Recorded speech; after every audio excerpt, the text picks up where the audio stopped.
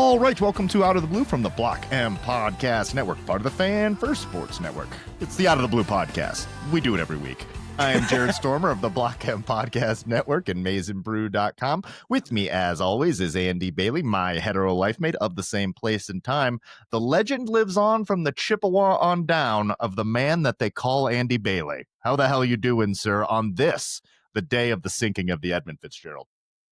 Man, I'm great. Recharged after the bye week, got out of the house a little bit, went to a different basketball game, saw some family. It was nice to step outside the just, 12-hour college football landscape that is every Saturday. Not saying it's a bad thing.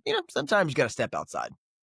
Yeah, I mean, look, we are dialed the F in at this point of the season. So if we want to take a Saturday and go touch some grass, I think we've earned the right to do so. I also touched some grass Saturday, caught some of the action, was able to catch a couple of those Big Ten games. Didn't fully give up on my college football Saturday, but look, we got to lock in for the second half or the final quarter of this thing where we will be there every single day, including this Saturday when we return back to the field against Northwestern. Can't wait for that. We will not be talking about that this podcast. That will come later this week. Might be Wednesday this week.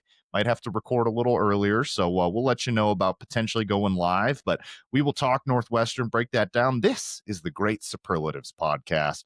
We do it every year, and it's one that we enjoy doing. We're going to cover a lot of topics in this one. First, as always, we got to touch the banner. First bit of news here. Michigan announces the 2026 football season opener against Western Michigan will be played in Ann Arbor, not Germany. We had kind of spoken about this when they announced it. I don't remember where you were at on it. I was pro, but if you're not doing it every year, I would be pro. Like if it's an every now and again kind of thing. Where do you stand on this?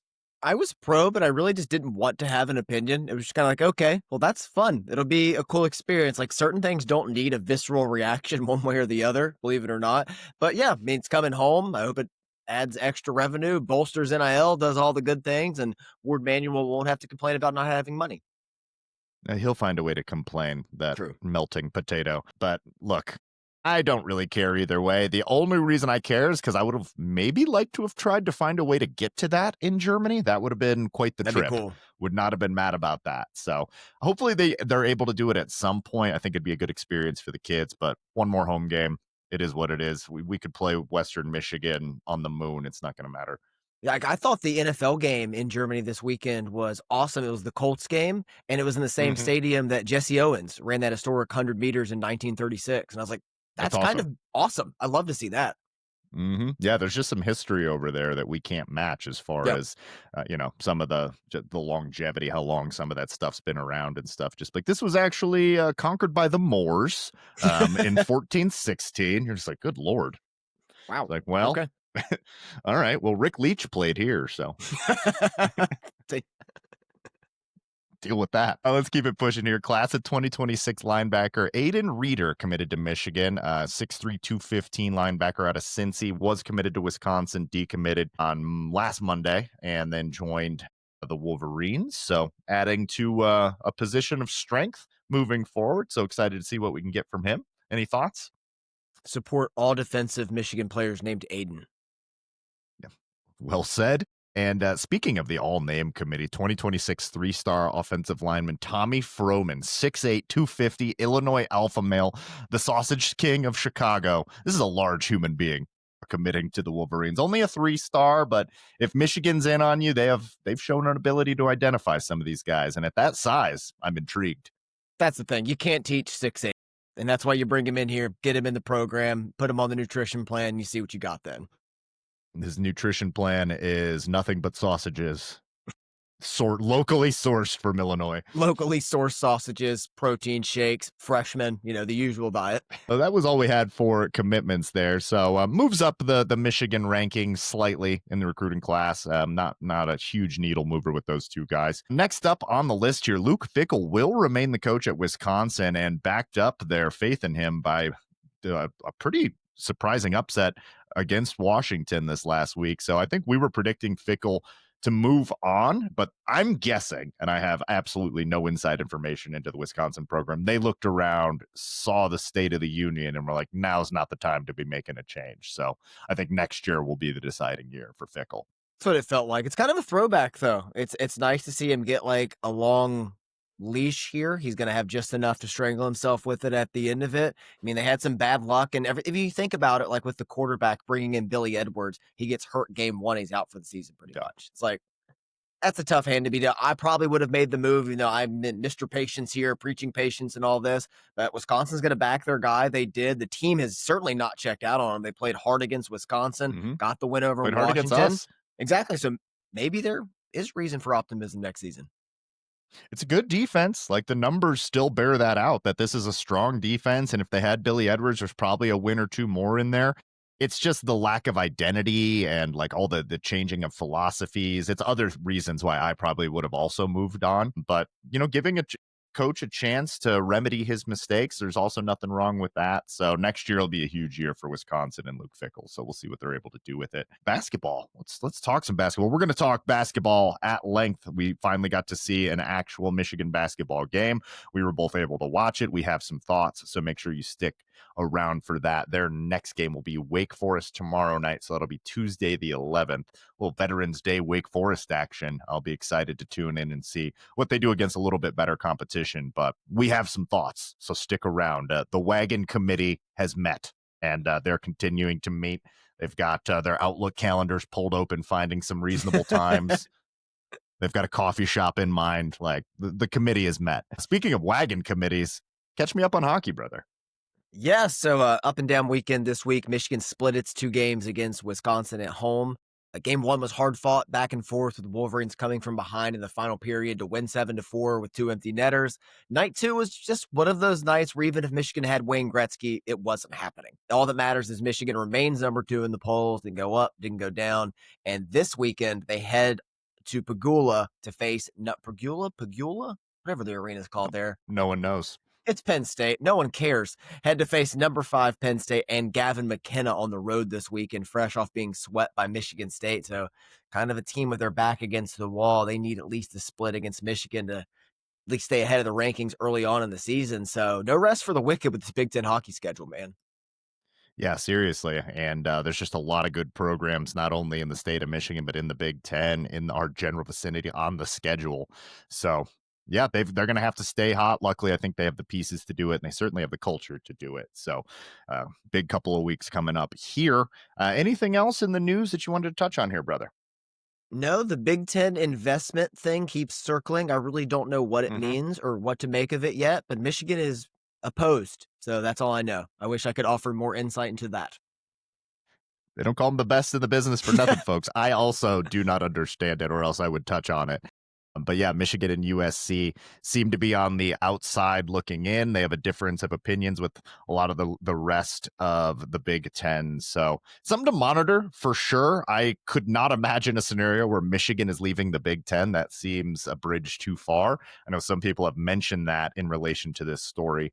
But it's something to track. You and I might have to do some reading on this to try and fully understand it. But it's just not the part of the sport that I really enjoy talking about or reading about. No, it's very fascinating. I tend to always be opposite Tony Petitti, the Big Ten commissioner, because he just seems to do everything Good from a place to be. television standpoint, maximize revenue. That's all he seems to want to do and doesn't really care about the game at all. And with Michigan and USC, so like with their heels dug in against this thing, and it really feels like they're trying to rush this deal through for some reason, it makes me nervous. And I just support Michigan on this, and I'm really proud that they're taking a stand against it. Yeah, even if we don't fully understand it, I stand with Michigan. I can tell you that much. Yeah, I stand against Tony Petitti At all times. all times. Brother, it's been a minute. I think we've got to do a little what the hell is going on. Let's do it. Cook them up. Brother, what the hell is going on with Tom Brady? Okay, first of all, his dog is a clone. Currently, an existing dog. I didn't know that it was even legal to do in the United States. I thought that was just something that you could do in like the shadier parts of China. But nope, he's got a clone dog. He also gave his genetic information to a cloning company in 1993. It's extremely likely that there's at least a teenage Tom Brady walking around somewhere. Has anyone checked Drake May's lineage? What's going on there? I have no idea, but I guess you could do worse if you're cloning someone than Tom Brady, but I'm also not a fan of rich people just getting to live longer and just like passing their genetics down for generations while the rest of us are out here doing it the old fashioned way, which is in the bedroom and way more fun anyway than doing it in a lab. Nonetheless, you could do worse than Tom Brady. Is there a Tom Brady clone walking around right now? And are we recruiting him? Who did he give his DNA to in 93? Wasn't he like 16? I could have that year wrong. Maybe it was 2003. That would, But yeah, yeah. I was he like, would have been what? quite young. 16-year-old Tom Brady, like, here's a They semen knew sample. then. Do you need stool? I have that too. I don't think it has to be semen and stool. I think you could probably just do a blood draw. I don't know. I've never cloned people. Bro, you haven't lived. I haven't done that. One of the weirdest stories I've heard in a long time is the Tom Brady clone dog thing. It's like you're scrolling through ESPN and it's like, yeah, Tom Brady's clone dog. It's like, wait, what? It's What? so funny because you're like, oh yeah, Brian Kelly doesn't accept buyout. Pistons 6-game win streak. Tom Brady clone dog. Got it. You're like, what is this? What is this run of news? It's baffling. Like it blows me away, but also doesn't surprise me because I've gotten used to No. Tom Brady news where it's like Tom Brady wins Super Bowl. Tom Brady does this. Tom Brady stabbed a homeless man. Tom Brady wins another game. It's like, wait, what did you slip in the middle there? And always some wacky stuff going on. And this might be the wackiest of all. It's certainly up there. Yeah, but cloning your dog instead of rescuing, I would just go to the pound generally. I've had great luck going to the pound. I think it's probably more cost effective. A little weird too, just having the exact same dog genetically, but it's not going to be the exact same dog behaviorally and personality wise. Do you name it the same thing? It's just weird. And rich people are weird and they do things just way different than the rest of us. So, Tom Brady, probably a great guy to have a beer with, but after about, I don't know, a quarter of a beer, you're going to realize he's not like us. Yeah, I mean, you never go with a hippie to a second location. Same thing applies with Tom Brady. Don't go. He will clone you. He will clone you, do something else, talk to you about avocado oil. Like at the bar, we're great, but when we leave the bar, we're gonna part ways. We're gonna part ways. Like, we are not going to a second location. I'm not going to the colossal biosciences laboratory that you have in your home. This is my dog Fang 2. Fang 1 died 10 years ago. We cloned him. They have the same bark, the same laugh. It's like, excuse me, they say laugh for a dog? What is this? I don't know. I feel like it would be too evolutionary, like smart too. Like, is this dog like doing calculus? I don't know what's happening. Made of questions. I've seen too many bad movies. Like, just keep it away from me. Yeah. Just like, actually, this whole house is a hyperbaric chamber. It's like, cool, Tom. Anyway, you got a Coors. I Do can you have like Bud Light? Like, I need to drink if I'm going to be here. This is off-putting. All right, next segment here. Let's predict the coaching carousel. You and I are coaching carousel yes. fans. This is a fun one, and it's going to end up weird, so I figured we could get weird with this. We don't really have the first domino. We need the first domino to fall before you can really get close to predicting, but that's what will make this fun is because we need to predict that first domino. So we've got LSU, Penn State, Florida. I threw Virginia Tech, Oklahoma State, and I threw a wild card in there, a job you think could open up or that first domino to fall. So okay. I'm gonna give you first pick. Where do you want to go here? I'm going to go Penn State, Pat Fitzgerald. Oh, one of my favorites. I love it. I don't know if this would be a move they make. I don't know if this would satisfy the fan base, but it would be an awesome hire. This would be an awesome hire. Brings stability, knows the area, recruited the area. I mean, everything with Northwestern is behind him. The apologies. He's looking to get back into coaching. A lot younger than you think. We looked it up. He's only like 51. Like a lot of great years in front of him. He's just going to bring stability and professionalism to a team that desperately needs it. And it's just if he can do it at the biggest level. We saw him do it at Northwestern year in and year out and build throughout. So it's like, can he do it at the highest level? Some coaches can, some can't, but I would take the bet on Fitzgerald. Yeah, that's a really good one. I will go with my first pick. Give me Eli Drinkowitz to LSU. That is because I think Lane Kiffin is going to end up staying, which I don't know if that's the right move, but he seems pretty comfortable there. So that's the big domino. If it's not, and then if it's not Kiffin, where do you go? I say you stay in the SEC. You offer Drinkowitz that money. I think he's built a really, really respectable program there. I think this would be a good hire. I know it's not as sexy as they're hoping for, but you've tried sexy and that didn't go well. So why don't you just go with a good, solid, strong hire? He's one of my favorite coaches in the country. Love the Yeah. program, love the offense, everything he's done there. It's nice to have Missouri good again, but I wouldn't be surprised at all if he moves up. Similar vein, I do think Kiffin leaves Lane Kiffin to LSU. I think Okay. that would be the one to get him out. I'd love to see him stay at Ole Miss. I love having Ole Miss Hmm. good, relevant. It's fun to have a wacky coach at second tier school and just be able to have success. But I could really see, I think Trinidad Chambliss has more eligibility. So going Hmm. to LSU next year with that piece, being able to just dominate all recruiting in the state of Louisiana is probably too enticing for him to turn down. Yeah, I mean, I thought long and hard about it. If he's leaving, he's going to LSU. I think that this is a very reasonable choice. It's what I considered. But then I was like, if he doesn't, where do you go? And if he doesn't, like that really changes things too. Yeah. And so that could be your wild card then. If Ole Miss opens up, who goes to Ole Miss? That's pretty fun. I will go Pat Fitzgerald to Virginia Tech next. I think Nice. that that's more about the size of program. He hasn't coached in a while, and they want someone that can take him to the next heights. What Pat Fitzgerald did at Northwestern was extremely impressive, doing more with less and making a very competent program. There were some big upsets in there. Got him to a Big Ten championship game Yeah. somehow, like with recent memory. So an incredible coach. I think this is more the size, and I don't know about his connections in Virginia, but Virginia, the Midwest, you're adjacent. You're kind of in that area. You can recruit strongly from the Midwest to Virginia Tech, and I know that they're looking to really improve the stature of their program. So I think he could do way worse, and he kind of just fits that. I could definitely see him That's running out the tunnel to Metallica. Well, like Virginia Tech and Northwestern both are like high academic standard schools, but Hmm. also still have that blue collar mentality where you don't think they're uppity or arrogant or anything like that. So I could see the 1-to-1 connection there. For me, next one, I'm going to go Florida, Jed Fish. Going back. Ooh, Florida yep. graduate, offensive minded guy. I don't know, he just kind of reminds me of Spurrier on the sidelines. I mean, I see more Spurrier and Kiffin than Fish, but Fish offensive minded, could bring a quarterback with him if Lagway leaves, and Damon Williams can develop an offense. He's seen it now at Arizona, and you're seeing how good this Washington team is despite the loss last weekend. Jed Fish to Florida. Really like it. Although I like Jed Fish. I like what he's building at Washington. I kind of would like to see him stay there. There's so many coaches I don't want to move, but are going to, you know? Right. Yeah. All right. So I still got some big ones on the board. Florida's a tough one here. I was kind of thinking Jed Fish to Florida as well, but I don't want to do the same thing. That is kind of what I was leaning. Because if it's not Jed Fish, where does Florida go? Yeah. It feels like they miss out So, on Kiffin, Drinkowitz, and Fish. I don't know what the next one is on that list. yep. Nope. I'm with you. All right. I will go Penn State. Give me Brent Key.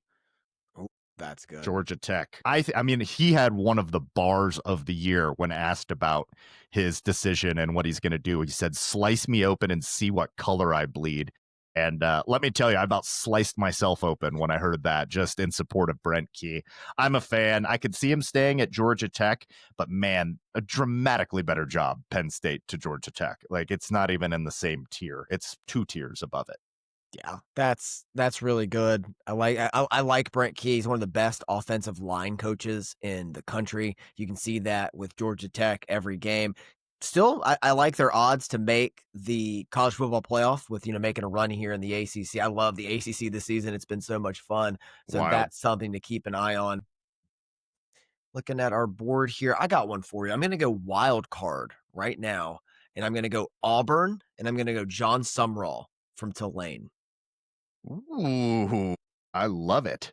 So John Summerall has been a head coach for 4 years. 2 years at Troy, he was 23-4, and 2 years right now at Tulane, he is 16-7. He was 9-5 in year one. He's 7-2 now. He wins everywhere he goes. He's on his way up. Has connections to the South. Would not surprise me to see him take this job. The only other job I could see him really going after is Kentucky, where he's an alum. I like this one a If lot. that Yeah, opens, yeah. Auburn. Yeah, Auburn just recently opened up. So, yeah, and that's a bigger job than OK State for sure. So I'm glad you threw that one in there. I might have to throw an Auburn pick in there as well.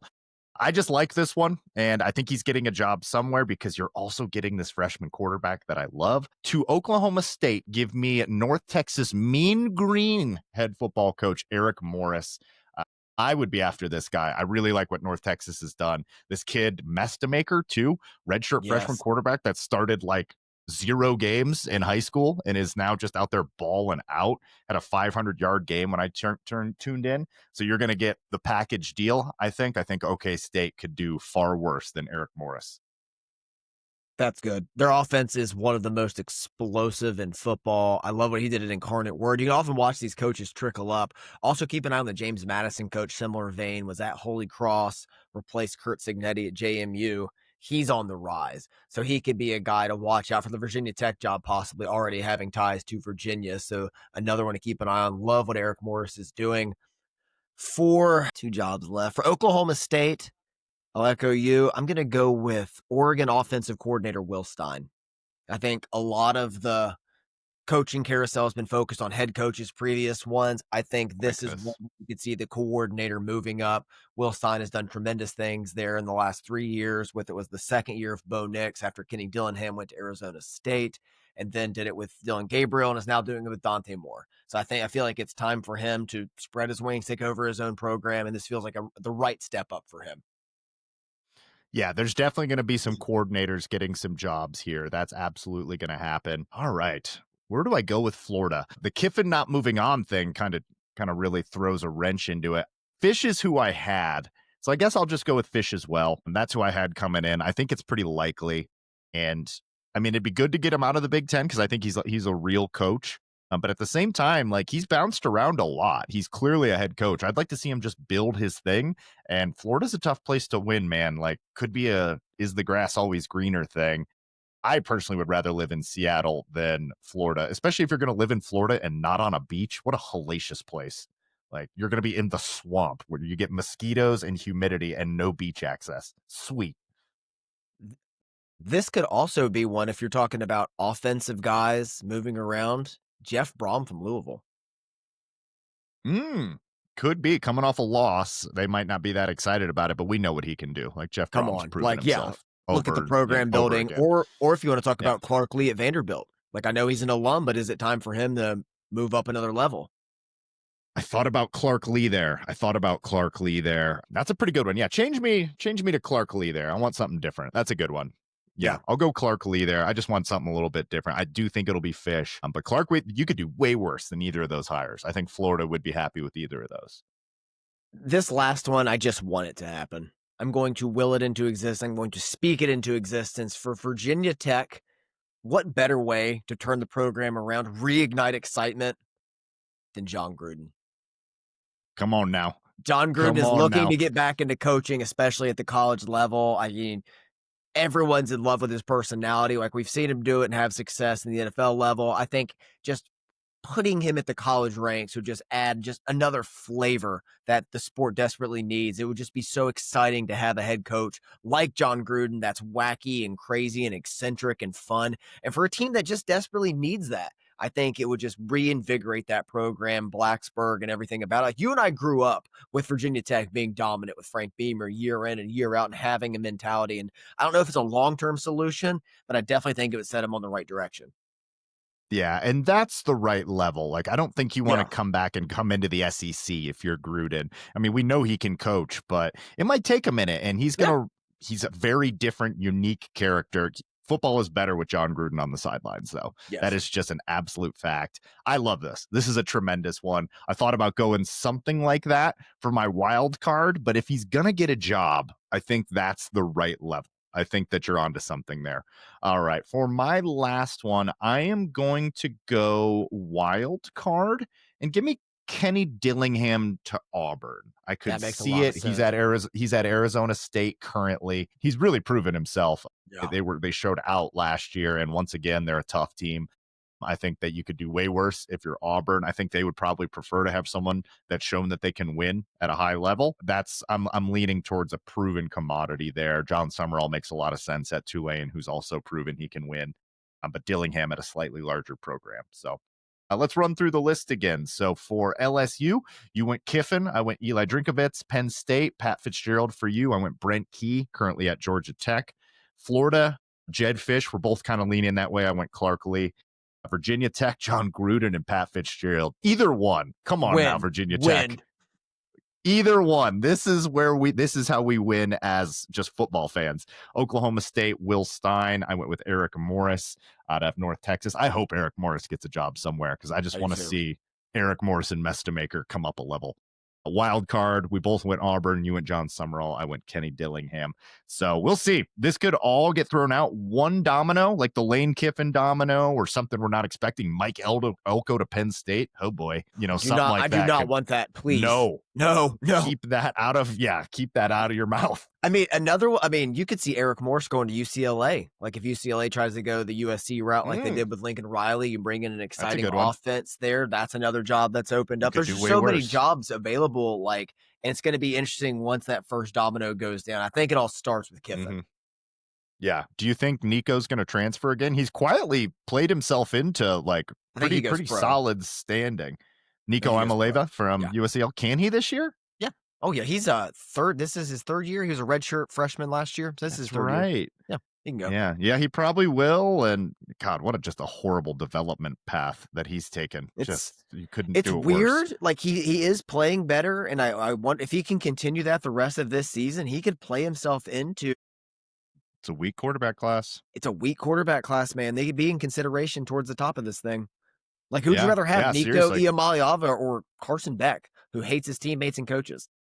Who my answer there because like I love to hate Carson Beck. We're lockstep there. Lobbing you a softball, yeah. So Nico could be one to watch if he decides to come back for another year. That could be another piece. I'd rather have ass cancer than Carson Beck on my team. Jesus. He's the worst. I want no part of it. All right, brother, let's take a break. When we come back, we got some more superlatives and then Michigan gets basketball. The Wagon Committee is here to meet and discuss. What do we have on our hands here? We will be back right after this. All right, we are back. We are righteous men. Sports are very good. What a sports period we are in currently. The Lord truly has wrapped us in a quilt and is humming a lullaby to us as we slowly fall asleep in his arms. God, I love sports. I love this time of the year.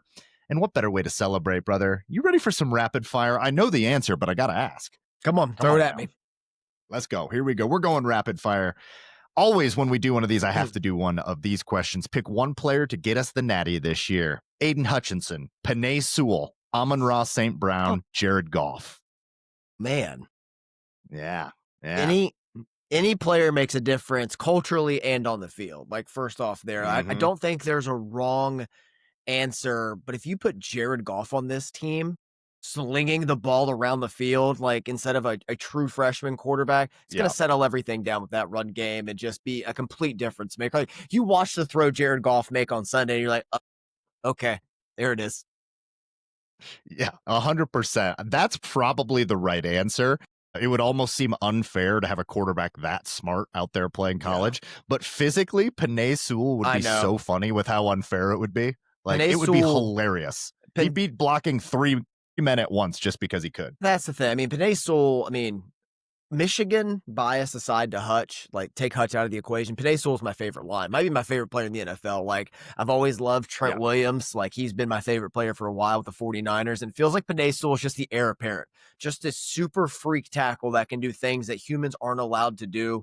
Love the way he plays. And yeah, you would add him to this Michigan team and see what it could do to both sides of the passing game and the running attack. Like, that's a fun conversation. It's fun. Yeah, if Hutchinson weren't on that team, he'd be my favorite player. He is my second favorite player in the NFL. His pregame speeches, he dressed up as Khal Drogo for Halloween with his family, and his wife went as Daenerys. Like, what more do you want? That's our guy. Like, I love Panay Sewell. Our guy, lifelong line. He will never play in another uniform. No, absolutely not. If you do, we riot. Yeah. Tony said he'd take St. Brown. Also not a bad. There's really no bad choice there. Any one of those dudes is going to help get the Lion or get the Wolverines over the top. All right, Andy, rank these films as far as you can go, favorites or best, your choice. Okay. Saving Private Ryan, Inglourious Bastards, Dunkirk, Top Gun Maverick. Oh wow, that's a fun list. I'm going to go. I'm gonna go best. Actually, nah, F that. It's more fun if I do my favorites. Let's dive in. Yeah. All right. So my favorite list is going to be a little bit surprising because listeners know how much I enjoy Quentin Tarantino. Number 1, Saving Private Ryan. Just banger after Elite film. banger. One of my favorite scenes in any movie ever is when Tom Hanks in that scene is arguing with his men about like we should just go around this. We don't need to take down this machine gun. That's not our objective. And Tom Hanks says the objective is to win the war. It's like, oh, just gets me so fired up. So give me Saving Private Ryan #1. Oh, it already gets tough. Give me Inglourious Bastards 2, Top Gun Maverick 3, Dunkirk 4. Like it's such a Dunkirk tough list. 4. I It is don't a tough list. it's I mean Dunkirk is a masterpiece, but like if I'm just like my favorites probably gonna be fourth. Yeah, it's not super rewatchable. There's almost no dialogue. It Yeah. is like it is a visceral experience, but there's not the story is kind of just told throughout like the cinematography I mean, it's a and like the banger. Don't get pacing, me and wrong, but it's a like it's banger. a little conversation here and there, you know. Yeah, I will go best since you went favorites. I All will right. go Saving Private Ryan, Inglorious Bastards, Dunkirk, Top Gun Maverick. The exact order that I had it in listed there, I think is Okay. the correct order there. Inglorious and Dunkirk, you could maybe flip those. Top Gun Maverick's amazing, but like It's incredible. look at these other ones we're going against. So Saving Private Ryan, like I'll just never forget the first time I saw the opening sequence when they're storming the beaches in Normandy. oh, Like it just dude, it's breathtaking how good it is. it is. Tony went Inglorious Bastards, Saving Private Ryan, Dunkirk, Top Gun. So we're all Good list, we're all Tony. close-ish. Yeah. Yeah, it's a good list. I mean, those are all good movies. You can't go Yeah. wrong. All right, more receptions next year. Hogan Hansen, Jamar Browder, Channing Goodwin, or the combo of Zion and Travis. So give me the names, the first three again. Hogan Hansen, Jamar Browder, Channing Goodwin, or the combo of the freshmen. I think, man, it's going to be interesting the way they start because I could see Jamar Browder and Channing Goodwin both starting. If Klein comes back, that could eat into Hanson's catches. Uh-huh. I think the freshman could take a little bit more of a backseat. I was waiting for Marsh to come around in that. I am going to go Channing Too Goodwin. easy. I think it's going to be Yep. third-year player Channing Goodwin. Okay. I like it. I will go Hansen. I will go Hogan Hansen here. Marlon Klein, I don't know what happened to that first game performance where he looked like the next coming of Travis Kelce. Some of that's not on him though. Like some of True. it is like they're just not seeing him. Like Yeah. he's open. Yeah. Tony's got Hogan Hansen there as well. All right. Predict the Michigan coaching changes this offseason. Special teams coordinator. Sure as shit got that one down. For the rest of them, that's an interesting discussion. If there's going to be some changes in terms of head coaching circles, could Lou Esposito look to move up? Could someone like that? Could Tony Alford take the Colorado State job where he's an alum? I will say for sure, I believe special teams coordinator JB Brown just throw dirt on his name, get him out of town, ship him to anywhere you want, just get him out of here. I think Wink Martindale goes back to the NFL. I think there's going to be an opening for him to have a position. You could very easily see him returning to the Ravens at this point, just looking for any continuity on defense. There'll be other positions as well. And I want to say Tony Alford takes Colorado State. Those would be if I had to, like my top three favorites to leave, it would be those three. What about offensive line? Any movement there? I don't think I would so. say But it's leveled out enough to where I think you can hold off on that. I've been kind of side-eyeing it, to be honest, though, because the offensive line's been on a steady decline since 2022, if we're being honest, and it's just been Big picture, yeah, but it's better than it was last year. it's better than it was last year. There's improvement. There's a lot of freshmen, and you don't want to sever those recruiting relationships with those freshmen in the next year. It's one of the things you have to consider. Exactly. I think it is a position group that like keep an eye on it for the rest of the year. Like if this offensive line continues to progress a little bit, that should be enough to secure everyone there. I agree with you. Obviously, JB sent to the moon. I think Wink to the NFL, so that probably puts Lamar Morgan as defensive coordinator next year, would be my guess. I don't know if there's somebody. D'Anton Lynn could open up. That could be Aaron somebody Henry that you from could go at. Illinois. Okay. Yeah, there could be some other names that you go after there, but maybe the continuity of just keeping Lamar there. I think Wink wants to be back in the NFL. The Ravens makes a ton of sense. So I'll agree with you for the most part. And then we're both kind of keeping an eye on offensive line. I'm going to say Tony Alford does not go to CSU, though. I like that. I'd love to have him back. All right. Yeah, same. All right. Which of these teams is going to be the best next season in the Big Ten? Wisconsin, Maryland, Purdue, Northwestern. It's a morass. I can't separate these teams at all. I mean, call me crazy, Wisconsin. I hate it.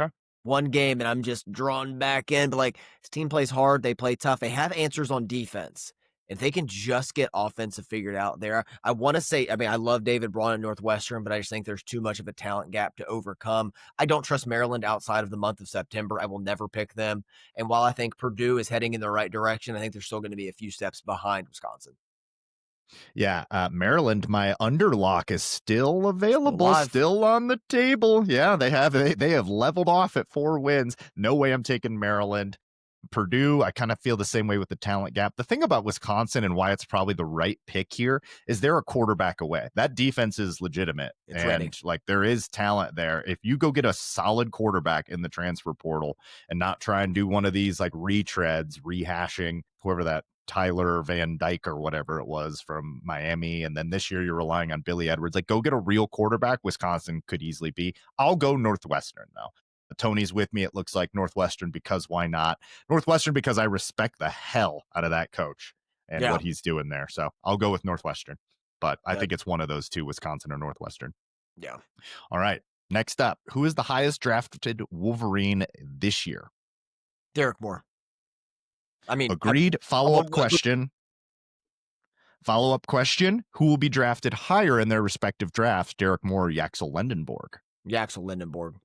Yaxel Lindenborg's Yaxel he's not going outside the top 20. He's probably not going outside the top 15. That's what I think Yeah. as well. I think he could go even higher. I mean, let's see. There's some other guys rising, like your boy Caleb Wilson from North Carolina. So we'll see. But Yaxel Lendenborg is going to go high in the draft. And I think Derek Moore right now, if you were to hold the draft, he could go like just on the end of the first round, like 30th pick or something like that. Seems about right. Yeah, but very fringe in that range there. He seems like a day 2 pick. Like he seems like top 50 kind of guy, top 60. But if he sneaks into the first round with some of the measurables, see how he does in some of the run defense. He wanted to be more of a glass eater, but we'll see. Yeah, he has 3 times more sacks than Ruben Bain, who's going to go 3rd overall. So call me crazy. I like production. Yeah, it's going to be interesting to watch his draft evaluation because you can watch Ruben Bain, like, man, he's everywhere. And it's like, it's 3 sacks on the season. It's like, he's not everywhere. Yeah, he's not in the stat sheet. Yeah. If we were to vote today, who would be the breakout player of the year for this year's team? It's breakout player. I think most would say Jordan Marshall. I think that would be the answer. But to me, he broke out we would. Yeah. Because he broke out the ReliaQuest Bowl, like as a Yeah. 100-yard rusher in that game. So I don't think it could be him. I think it would be either Jimmy Rolled or Cole Sullivan. I feel like it's one Maybe of one those of them. two. Yeah. Or the sauce on the O-line. Yeah. Could be the Guarnero sauce. Could be another one. He'd be another one in the mix. I think it's one of those 3. Yeah. Yeah. I think I totally agree with you there. Who will be the breakout player for next year? Call your shot. Very early. Oh, Andrew Marsh. Okay. Well, he's already broken out. He's the second leading receiver. You say he's broken out? Yes, I would. I mean, what are the stats currently? Is he leading receiver? Has he surpassed McCulley? He's not leading receiver. I mean, does he even have 200 receiving yards? Would you call that breaking out? I mean, it's getting better week in and week out. 76 yards. We would call that a breakout? I mean, we're calling a 100-yard game a breakout. He's had a 2-touchdown game. He had both his touchdowns in the same game. Didn't he have one on an end around and one receiving, if I'm not mistaken? I thought they were separate. I could be wrong about that. Yeah. I'd say he's broken out. For me, he's a true freshman. And I think he's the most, if he's not the number 1 target, he's creeping in on McCulley's territory. It always gets hard to define like what a breakout player is when we cover it so closely. It's like, well, he was on the field and he breathed deeply. Like I mean, I saw it. It counts it matters to me. You see that pin and pull when he was in for 2 snaps? You see that? He's arrived. Yeah, it gets tough there. So if I can't go Marsh, look at the defensive side of things. Jaden Sanders can't be a breakout because he's played a ton in this season. He started games already. Easy. Andrew Babalola. Oh, that's a really good one. that's a tremendous pick. I'll go Owusu Boateng. I can see Bowles as well. I think Bowles is Dude, playing don't really well. forget He's going to Chase play a Taylor. lot last year. Chase Taylor. Chase Taylor. That's a good linebacker room again, even if Rolder can't come back. So Owusu Boateng, called my shot this year with Marsh, calling it again with Owusu Boateng next year. That's all I got, brother. Well done by you. It was a not so rapid fire, but nonetheless, Yeah, we strive. a lot to touch on this bye week. Yeah, absolutely. And I love me some superlatives. Brother, we get to talk about Michigan basketball. We actually got to see a Michigan basketball game with the win over Oakland. Not a bad offensive performance. Records were broken, didn't suck. And the wagon committee is officially here. We are meeting. We're sitting around an old wooden table that's been constructed out of a wagon wheel. And we are here to discuss, do we have a wagon on our hand? We, in fact, do have a wagon on our hands, and it was further confirmed, stamped, approved, and notarized after Oakland played Purdue down to the wire and out rebounded Mm-hmm. the It's not a Boilermakers bad in that Oakland game. team. Like, they were tied at half. They were only down by 10. That team is always game and dangerous. Michigan just ran them off the court. It was almost a flawless offensive performance led by Elliot Cadeau, just running the team like a floor general out there. Turnovers were completely cleaned up in this game. Michigan dominated the paint with Mojo and Daimara and Yaxel Lindenborg. I mean, that's what surprised me most about Oakland out rebounding Purdue. They're supposed to be the big team. That's what Painter does. They're all about dominating in the paint. And Michigan just kicked Oakland's ass, man. Just looked like a freight train from hell headed straight for the Final Four. Man, 121 to 78, just an That'll do. absolute beatdown of an okay Oakland team, maybe better than okay. Like we'll see here. Program record for points and a half, the record that stood from 1987.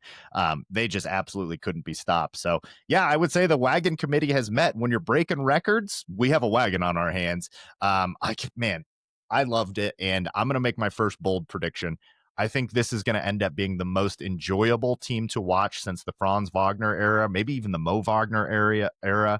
Like, I love everything about this team. It's built with guys that I just like. Their styles, stylistically, are how I like playing. And the Cadeau thing probably sold it for me because I was thinking he was going to be inefficient shot chucker, like looking to get his own. I didn't really know what to expect. I love that style of point guard play. Yeah. Like 14 assists, dude. Like, that's insane. Or excuse me, 12 assists, but that'll do. That will absolutely do. Like, that is my type of point guard, and didn't really seem to care about getting his shots up when he realized his shot wasn't falling. And with this kind of talent surrounding him, oh yeah, I'm in. Yeah, I believe it was the third most prolific assist game in Michigan history. Game one. Just That'll do. facilitating, taking what's there. It seemed to calm everybody down too, and it completely almost wiped out the turnover issue from last season because you have a steady ball handler, a guy that can take care of it, set everybody up, get him into position. I think what stood out to me the most in this game is the selflessness, not from Cadeau, but from the entire team. Everyone was like passing up good shots to get great shots, moving the ball around. It was so much fun to watch. And you hit the nail on the head with how much fun this team is. I mean, easily the most fun team since that Sean Day Brown, Franz Wagner team. Yeah. That was where my mind went. Like, I haven't gone back and like need to go back and maybe watch some of the final, the Elite Eight runs and stuff and some of the Sweet 16 games to get back into that headspace. But just right off the cuff, that's where I went back to because I just love the style. And if like Cadeau's going to be doing that, this is the exact kind of point guard that you need. And it helps too when you've got Trey McKinney, who can be that scoring guard threat for nights when Cadeau's shot isn't falling. So you've got a little bit of both there. And McKinney provided some punch in this one. He shot 70% on his field goals. Also, that'll do. 21 points, 4 assists, 2 rebounds. Looks ready. He's just whipping these passes in to Morez Johnson, who's just yamming it. I'm like, this is insanely fun to watch. McKinney looks way ahead of schedule. We'll see like how that holds up over the course of the year when some of these opponents start to get a little bit more difficult and can be a little bit more physical with him. But man, he looks like a serious talent, man. I loved what I saw from Trey McKinney in this one. And this is without LJ Kaysen, who's unavailable due to injury. So you add him into the guard mix as well. And you think back to last year's team when they were so desperate for a ball handler after Trey Donaldson, it was Roddy Gale running point guard at times for this team. They were so desperate to have another guard that they could trust with the ball. And now they just have, they have a Lindenborg and they have a smorgasbord of ball handlers. They have a lot at their disposal in this one. And with Yaxel, it is clearly evident that he is an adult on the court. He looks Yeah. like this. He looks like the savvy old guy at the Y when you go there to play pickup that just understands movement, rotations, does little things, doesn't expand too much energy when he doesn't have to. There was a sequence we had a chase down block with like his hand wrap on and hurt his hand a little bit, threw down a dunk and did the same thing. Seemed to be having the most fun on the court, but his IQ just jumps out off the page immediately, jumps off the screen, I should say. The IQ and the physicality. He had one hand in this and he still had 12 points and was a perfect 4 for 4 from the field. Like he just helps across the board. Offensively, defensively, he can create a little bit. He can guard like fives at times. Like they're Yeah. talking about him playing five at the five position at the next level. He's just a stud, man. Like we haven't had a player like this in so long. And that's like with him, he was not at 100%. Like, so No. as this guy ramps up and gets back to 100%, this is just going to help, like with all these other guys getting some run now. And to go back to what you started off with there with your point, the ability that this team's going to have if somebody's having an off night to just go to the next man up and still have some type of offensive creation. There's shot making, there is physicality to this team. Like Will Cheddar, like that guy's coming off your bench, so you go Lendenborg, he goes and sits down. Cheddar comes in, that is just beef, dude. Like, and then that's not even I'm saving the best for last, but if we're talking physicality, Morris Johnson Mojo is an MFer in there, Yeah. dude. Like you feel him there. That is my kind of player, and he's gonna beat you up down there. So the physicality, the ability to have multiple guys that are playmakers, shot makers, they're gonna be a tough out no matter who they're playing. And Adai Mara, Kellen talked about it on our pod a few weeks ago when he was on the preview of the team about his passing. 5 blocks. I can't remember a big man whose best two assets are blocking shots and passing. He is an elite passer for his size. Like gets the ball around, understands his skill set. And that's another thing with this team. Everyone seems to get their role and embrace it. Like there's no, it's my time to get a shot, my time to do this. Everyone knows their role. They're very clear and they go out there and execute. I mean, it's only one game, but there's plenty out there to be excited about. Yeah, man. And you've got Roddy Gale and Namari Burnett, who instead of being like the guys that you need to go out there and score, are way better suited in this role as just kind of secondary third guys, like not stand in the corner necessarily. Yeah. That's an oversimplification, but be relied upon when it's swing, and you've got an open shot there. If things have broken down late in shot clocks, you can still kind of go get yours. You offer size. We've seen what they do defensively, and both can make 3-pointers. Namari Burnett was 4 of 7 from 3 in this one, continuing his trend from last year of being a very reliable 3-point shooter. Overall, they were 19 of 35 from 3 as a team, 2 of 2 from Lendenborg, 4 of 5 from Cheddar, 6 of 8 for McKinney. That's not going to hold. That's an unsustainable 3-point percentage. But it just goes to show you that you've got shooting up and down the roster.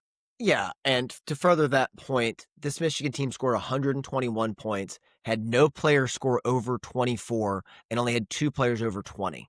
That speaks to the balance and depth on this roster. It's insane, dude. Like you said, no LJ Kaysen, no Winters Grady. Oscar Goodman got in for a little bit, and be interested to see what he can give you down the road. You kind of don't need him because of how deep this team is, and when Kaysen gets back, you got to find some minutes for him. McKinney played the most minutes in this at 28 and looked absolutely game for it. I'm gonna just whisper, like, be good, McKinney, but don't be too good. I need 2 years of Trey McKinney, like, so maybe pump the brakes there a little bit, young man. Like that's a very, very good looking young player there. Are we getting too ahead of our skis? Was it just one really good game, or what did we see that's sustainable, do you think? The depth. I think there's enough good basketball players on this team to find answers to problems that they didn't have last season. I mean, this was a team last year that struggled to rebound at times, but with the right game plan, out rebounded Texas A&M and gave and was with the and in that Auburn game in the mix with 10 minutes to go in the second half with a lead, like had a chance. This roster is so much better. It's so much more balanced, and you trust Dusty May. Dusty May has never had a losing record as a head coach. He has his best roster top to bottom in this one. Shout out to him too. Proud dad moment. Seeing his son get on the court and drill a 3. That was just awesome to watch. So I always love seeing the reserves get in and have their moments. No, man, I think with the depth and barring an injury, the sky's the limit for this team. They're that good. I agree. I think a lot of this is sustainable. I mean, obviously, we're very excited, and that 3-point shooting's not going to stay. Like, just that being that hot offensively is not going to happen. Like, there's going to be off nights. But like you said, there's so many guys that you can go to for answers. I think the physicality is very real. I think Yaxel Lendenborg being that just grown man out there amongst boys a lot of times is going to be very real. I think McKinney and Morez Johnson, Mojo, are both NBA players, whether it's this year or the following year. I think both of those guys get a shot in the NBA. I believe in the depth. I believe in Dusty May. So you add all that up, and we're saying all that is sustainable. I'd like to see more of a Day Mara, but if he's a double-double machine just protecting the paint, like, good luck, Yeah. because we're big enough without him playing. Just because you can play a lineup that goes Lendenborg, Morez Johnson, Cheddar, and like that's a lot of beef out there. But if you're playing Mara at the 5 and he's giving you good minutes, and then it's Lendenborg, Morez Johnson, Will Cheddar. Roddy Gale, like that, Will Cheddar, like this is a massive team. So excited to watch this team, and they're going to keep getting better, man. Yaxel Lendenborg, hopefully he can get fully healthy, because obviously going to need him when it comes time for tournament time. But this is a tournament team. This team should be favored against pretty much everybody except Purdue in the Big Ten, and the Wagon Committee has made a decision already. Just like the hockey team, we have a wagon on our hands. Crab Wagoon. Wagon Ball Z. HBO Max presents House of the Wagon. Anything else on the basketball team, or anything in general before we get out of here, brother? No, man, been like a quiet week. Nice to recharge. Everything is about to pick back up full speed with basketball this week. Two-game hockey stand at Penn State. Michigan football back in Northwestern. Hey-o. Can't wait to preview that with you on Wednesday. Kind of felt like the season just like went to sleep and disappeared. But I was like, oh no, we're in the thick of this in a college football playoff chase. So we're coming right back with the energy. Probably on Wednesday night, we'll let you know about going live or not. But yeah, man, it's going to be a big week. Absolutely. A lot going on. We'll have a lot to report on likely Wednesday. That pod will come out probably Wednesday evening for those of you in East Coast time. That's going to do it for us tonight. Thank you to producer Tony. I am Jared. That is Andy. This is Out of the Blue. We'd like to remind you that wherever you go, go blue.